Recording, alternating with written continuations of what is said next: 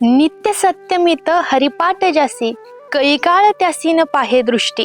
संत ज्ञानेश्वर महाराज म्हणतात, जो नित्य आहे, जो सत्य आहे आणि मित म्हणजे जो मित्र आहे, असा हरिपाठ ज्याच्या आयुष्यामध्ये आहे त्याला कळीकाळ वाईट दृष्टीने पाहू शकत नाही.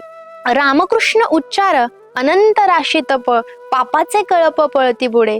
रामकृष्ण नामाचा महिमा इतका आहे, केवळ एक पाप नाही तर पापाच्या अनंत राशी ह्या जिथे रामकृष्ण नाम आहे तिथून पुढे पळत सुटतात. हरी हरी हरी हा मंत्र शिवाचा, म्हणती जे वाचा तया मोक्ष.